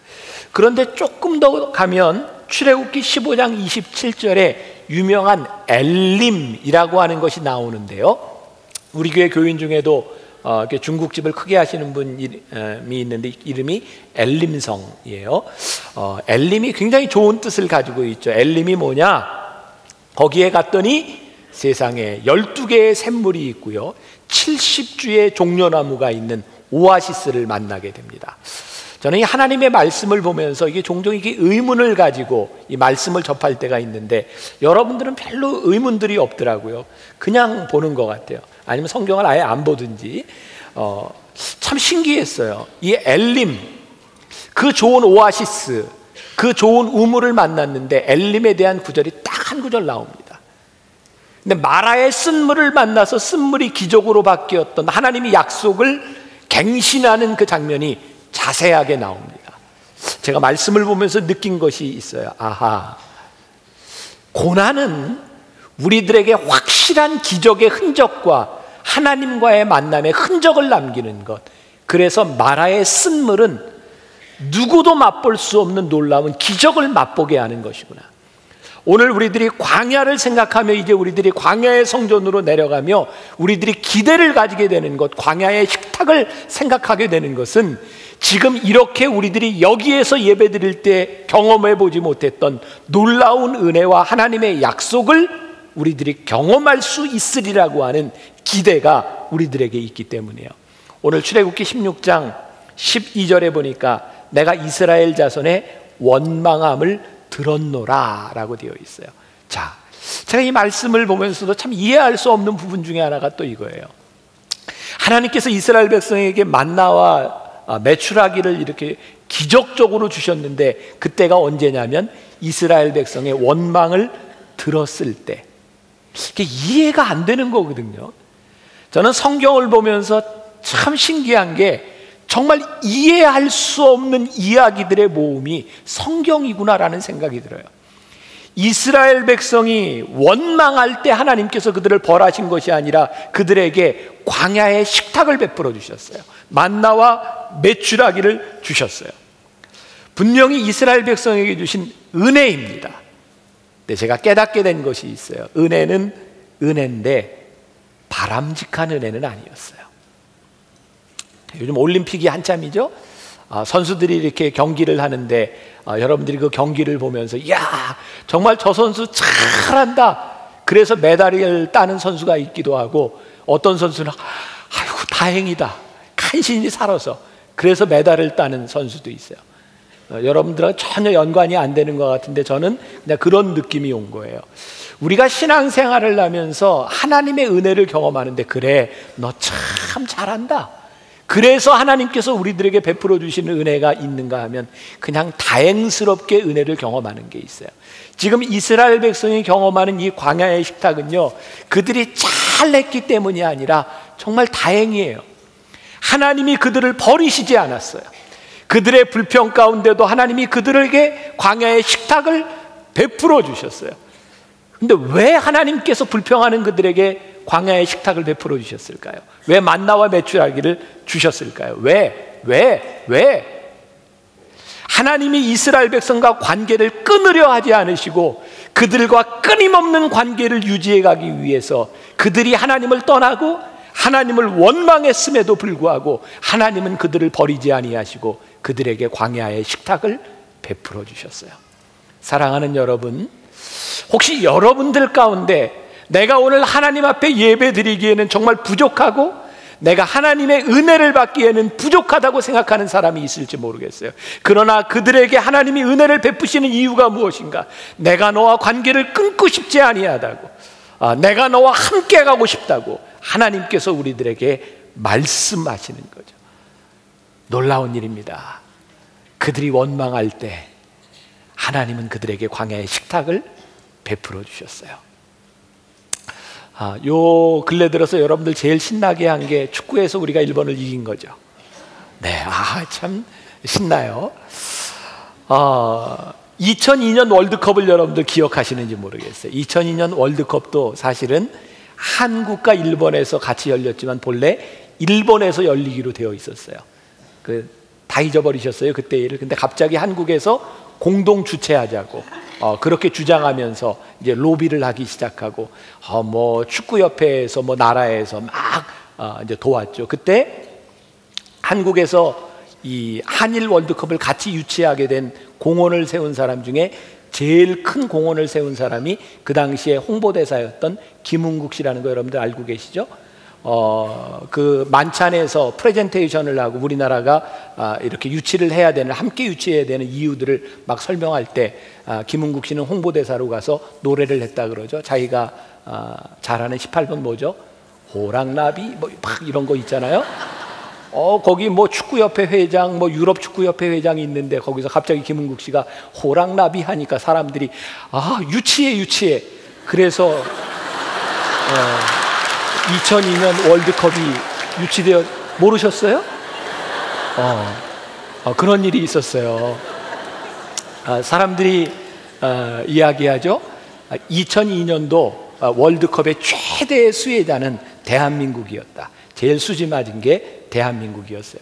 사실 우리들에게 돌아올 것이 아니었고요. 어떻게 보면 하나님께서, 저는 우리 민족을 향한 특별한 사랑이 있다고 믿거든요. 요즘 이 대한민국을 바라보면 하나님께서 정말 붙잡아 주시는구나, 이 민족을 하나님이 사랑하시는구나. 그런데 하나님께서 은혜를 베풀어 주셨는데요, 똑같이 월드컵을 하면서도 일본과 한국이 동시에 월드컵을 하면서도 최대의 수혜자는 대한민국이었다는 거예요. 자, 오늘 제가 왜 이야기를 하는가? 광야의 식탁이 베풀어졌는데 그 광야의 식탁이 누구에게 베풀어졌냐면 광야에 있던 모든 사람들에게 광야의 식탁이 베풀어졌다는 사실이에요.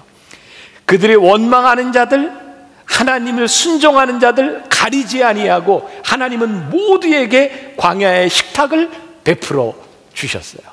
놀라운 사실을 발견하게 되죠. 하나님은 순종하는 사람만을 딱 골라서 쉽게 가신 것이 아니라 모든 이들에게 동일한 은혜를 주시며 모든 이들이 광야에 있을 때 동일한 만나와 메추라기를 허락하셨다는 거예요. 오늘 우리들에게 하나님의 은혜가 동일하게 주어지는데 문제는 뭔지 아세요? 이 은혜를 취하는 사람이 있고 이 은혜를 버리는 사람이 있다는 거예요. 제가 이제 리모델링을 하며 광야 성전으로 내려가며 제가 왜 이런 설교를 하게 되었는가? 하나님께서 저에게 그런 마음을 주시는 거예요. 우리가 사실 광야 성전이라고 하지만 광야 성전이라고 하기엔 너무 부끄러워요. 모든 것들 다 갖춰놓고 우리들이 준비하고 그곳에 내려가요. 그러나 제 속에 하나님께서 주시는 마음이, 하나님, 이곳에서 우리들이 이렇게 예배 드릴 때보다 지하에서 예배를 드리며 우리들이 잃어버렸던 예배의 감격과 우리의 신앙의 야성, 정말 우리들의 신앙의 본질들이 회복되는 시기가 되게 하여 주옵소서.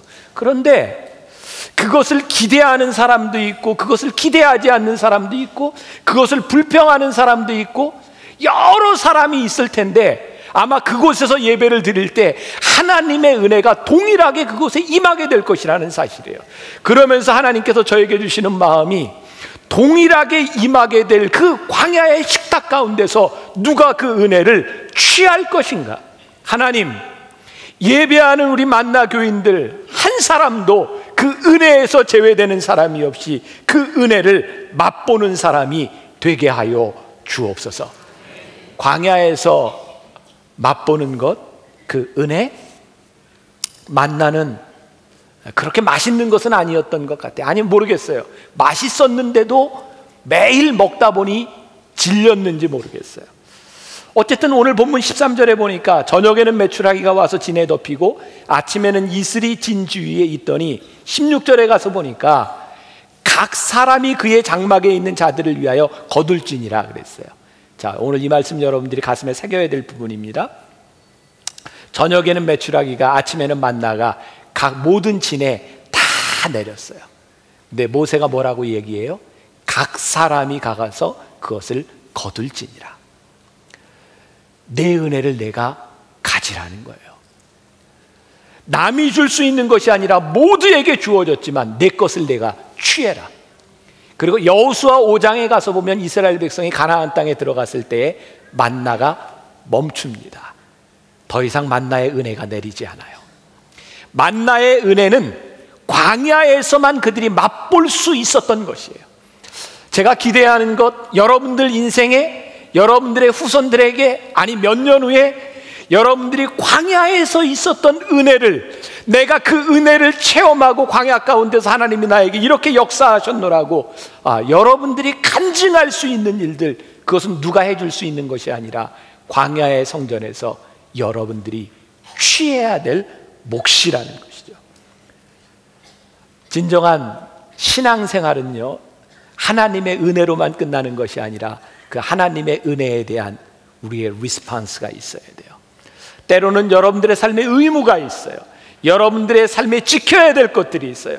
여러분들이 희생해야 될 것들이 있어요. 그것이 없이 하나님의 은혜가 우리들에게 은혜로 오지 않는다는 거예요.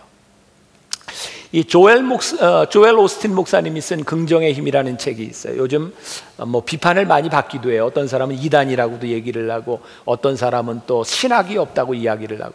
근데 저는 그런 건 모르겠고, 책을 보면서 참 좋은 인사이트를 많이 받고 참 순수한 신앙에 대한 그런 것들을 많이 보게 되는데, 그 긍정의 힘에 보면 이런 얘기가 나옵니다. 아프리카의 어떤 부족이 수년 전에 있었던 일인데, 그 마을에 끔찍한 병이 돕니다. 전염병이 돌았는데 아이들도 구토를 하고 어른들도 구토를 하고 죽기 시작해요. 근데 원인은 아마 이 마을에서 먹고 있는 그 물 때문인 것 같은데, 그 물은 저 위에 산에서부터 흘러나오는 그런 물입니다. 근데 물이 무슨 문제가 있는지 몰라요. 결국은 전염병 때문에 정부에서 사람을 보내서 그 물을 조사하게 합니다. 잠수부가 들어가서 보니까 그 깨끗한 물 수원지에 밑으로 내려오는 입구에 산에 사는 돼지와 돼지 새끼들이 죽어서 거기에 막혀 썩고 있었어요. 그 병균들이 내려오게 된 거였어요. 그래서 잠수부가 그것들을 다 걷어냅니다. 그리고 얼마 지나지 않아서 전염병이 사라집니다. 제가 여러분들에게 말씀을 하나 읽어드려요. 히브리서 12장 15절의 말씀입니다. 너희는 하나님의 은혜에 이르지 못하는 자가 없도록 하고, 또 쓴 뿌리가 나서 괴롭게 하여 많은 사람이 이로 말미암아 더럽게 되지 않게 하며. 하나님의 은혜를 가로막는 것이 있어요. 쓴 뿌리입니다. 광야의 성전에서, 광야에서 이스라엘 백성들을 가로막았던, 하나님의 은혜를 가로막았던 쓴 뿌리, 그것들이 제거되지 않는 이상 하나님의 은혜가 은혜로 느껴지지 아니하고 하나님의 은혜가 내 것이 되지 않아요. 오늘 여러분들에게 묻습니다. 여러분들에게 쓴 뿌리가 무엇입니까? 아마 여러분들의 경험일 거예요. 제가 지난 주간에 제일 저에게 후회스러웠던 일 하나를 들라 그런다면 우리나라 축구가 브라질하고 4강전을 한 것을 본 것입니다. 잠을 안 자고 새벽까지 봤는데 이걸 내가 왜 봤나 너무 후회를 했어요. 그리고 이번 주간에 제 인생에 가장 허무한 일이 있었다면 그 후회스러운 기억 때문에 한일전을 안 본 거예요. 그래서 저는 그 역사적인 순간에 모든 사람들이 기뻐할 때 저는 자고 있었어요. 자, 제 이야기를 잘 생각해 보세요. 과거의 경험이요, 앞으로의 은혜를 가로막을 때가 참 많이 있어요. 여러분들이 광야의 성전, 광야의 식탁, 여러분들의 삶의 광야 가운데서 여러분들이 누려야 될 것들이 참 많은데 여러분들 가슴 속에 뿌리 박혀 있는 쓴 뿌리가 있어요. 오늘 하나님께서 이 말씀을 통해서 여러분들에게 깨닫게 하시는 거예요. 너와 하나님 사이를 가로막고 있는 그 쓴 뿌리를 제거해라. 그것 때문에 기도가 막히고 그것 때문에 하나님의 관계가 막히는 그 쓴 뿌리를 내가 제거해라. 하나님과의 관계가 회복되고 그것으로 인하여 사람들이 상처받지 아니하도록, 은혜로 인도하는데 방해가 되지 아니하도록 지금 너희 마음속에 있는 그 쓴 뿌리, 나쁜 생각, 부정적인 생각들을 뿌리 뽑으라고 우리들에게 말씀합니다. 앞으로 하나님께서 우리들에게 베풀어 주실 은혜가 참 큰데, 광야의 식탁을 우리들에게 베풀어 주실 텐데 우리들의 쓴 뿌리들 때문에 그 은혜를 경험하지 못한다면 우리가 얼마나 불행한 사람들이겠는가. 저는 제가 은혜를 받고 은혜를 경험하고 살아가며 하나님께서 저에게 주신 가장 큰 은혜, 그것이 삶을 긍정적으로 보게 만드신 하나님의 은혜라고 생각하거든요. 오늘 여러분들의 삶에 베풀어 주실 그 은혜, 하나님과의 관계를 회복함을 통해서 여러분들이 받아야 할 그 은혜, 오늘 이제 한 가지만 더 이야기하죠. 오늘 말씀을 보면서 또 하나 의문이 드는 게 있어요. 하나님 왜 이러셨을까? 만나와 메추라기를 일주일에 날을 정해서 하루에 주시지 왜 매일 주셨을까? 여러분들 그런 생각 안 해보셨어요? 전혀 여러분들은 생각이 없으시잖아요, 성경을. 저는 그런 생각을 해봤어요. 뭐하러 매일 주셨을까? 일주일에 날 정해놓고 월요일은 만나를 너희들이 모아 일주일 먹어, 그 다음에 뭐 토요일 날 메추라기, 뭐 이랬으면 하나님도 좀 쉬우셨을 것 같은데 매일 주시는 거예요. 그러면서도 명령하시죠. 너희들에게 주는 이 만나와 메추라기 너희들이 먹을 것만, 오늘 먹을 것만 가져가라. 근데 이스라엘 백성이 좀 불안했을 것 같아요. 이 광야에서 내리는 만나와 메추라기가 언제 없어질지 모르잖아요.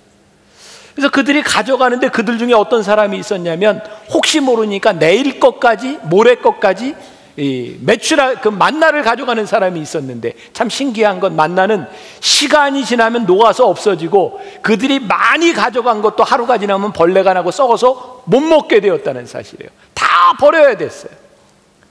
그런데 정말 신기한 것은 다음 날이 되면 틀림없이 만나가 또 내렸다는 거예요. 하나님께서 이스라엘 백성에게 가르쳐주고 싶으셨던 것이 무엇이었을까? 얘들아, 날 좀 믿어다오.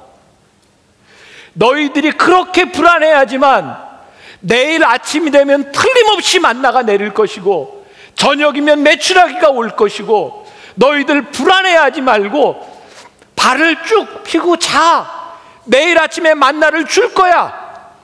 하나님께서 이스라엘 백성에게 매일 만나를 주시고 매일 메추라기를 주셨던 이유가 무엇이냐면 하나님을 믿어달라는 거였어요. 내가 너희에게 신실하다고 하는 것, 내가 너희를 버리지 아니할 것이라고 하는 것, 내가 너희와 항상 함께하리라고 하는 것을 하나님이 그들에게 가르쳐주기를 원하셨어요. 여러분들에게 물어볼게요. 오늘날 뜨거웠던 우리의 마음, 우리의 심령이 하나님과의 관계가 소원해져요.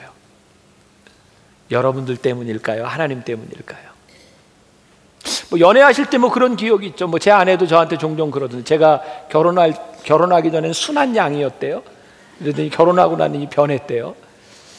내가 변한 건지 그 사람이 변한 건지 모르겠어요. 나는 난데 결혼하기 전에 연애할 때 남자가 음식점에서 밥을 시키는데 메뉴를 딱 보고 이거 좋지? 이거 먹어. 하고 딱 시켜주면 정말 결단력 있고 박력 있구나 이렇게 생각하는데, 결혼하고도 그러면 저 사람은 나를 생각도 안 하는 것 같아, 자기중심적이야, 이런 생각이 들죠? 그 남자가 변한 거예요? 이 여자가 변한 거예요? 여러분, 우리는 하나님이 나를 떠났다고 생각할 때가 많이 있어요. 하나님의 신실하심이 나에게서 사라졌다고 생각할 때가 많이 있어요. 근데 가만히 보세요. 여러분들이 그때 은혜를 체험했던 그 믿음을 지키고 있는가? 여러분들이 하나님을 만났던 그때의 감격이 여러분들에게 살아있는가? 그때 예배드렸던 뜨거운 눈물들이 오늘 여러분들의 가슴속에 흐르고 있는가? 하나님은 오늘도 우리들에게 가르쳐주고 싶으신 거예요. 광야를 통해서, 광야의 식탁과 만나를 통해서 여전히 나는 너희의 하나님이라고, 여전히 나는 너희와 함께하고 있고 여전히 너희를 인도할 것이라고 하나님이 우리들에게 가르쳐주고 싶으신 거예요. 저는 그래서 이 광야 성전에서 예배드리는 몇 달이 기대가 됩니다. 왜냐하면 우리가 혹시 잃어버렸을지도 모르는 감격을 회복할 수 있는 시간이고, 하나님과의 친밀함을 다시 회복할 수 있는 시간일 수 있기 때문에 그 시간이 저에게는 기대가 되기도 합니다. 토미 테니가 그의 책 하나님의 관점에서 영점의 가치라고 하는 말을 합니다. 사람 가운데 가장 작은 자가 하나님의 팀에서는 가장 높은 자리를 얻으며, 가난하고 갈급한 마음으로 찾아오는 사람에게 하나님은 영광스러운 자리를 주신다. 이것이 영점의 가치다. 이것이야말로 인생을 향한 하나님의 관점을 배우는 비결이다. 영점, 우리의 무력함, 내가 힘이 없고 능력이 없고 아무것도 없어서가 아니라 하나님 앞에 우리들이 무력하면 무력할수록 하나님은 우리들에게 위대하세요. 예배가 뭔지 아세요? 내가 가진 것이 없고 내가 능력이 없어서 나 아무것도 할 수 없어서가 아니라 하나님 앞에 내가 무기력하고 하나님 앞에 내가 아무것도 아닌 것을 고백하는 순간 하나님은 우리들 앞에 점점 위대하게, 내가 작아지면 작아질수록 하나님은 커다랗게 우리들 앞에 서 계세요. 광야는 그들이 만들 수 있는 식물이 없었기 때문에 하나님만이 주실 수 있는 만나 앞에서 그들은 초라할 수밖에 없었고, 그러나 그들 앞에 하나님은 여전히 신실하게 계셨던 분, 그분이 하나님이셨어요. 사랑하는 여러분, 기대하십시오. 광야의 성전에서, 여러분들의 삶의 광야에서, 여러분들의 가장 작고 초라함 가운데서 하나님의 위대함이 드러나고, 하나님을 의지하고 우리를 버리지 아니하시는 하나님의 신실하심을 고백할 수 있는 여러분들, 광야의 식탁이 여러분들에게 펼쳐질 터인데, 그 광야의 은혜가 여러분들의 믿음으로 취할 수 있는 축복과 은혜가 되기를 주님의 이름으로 간절히 축원합니다.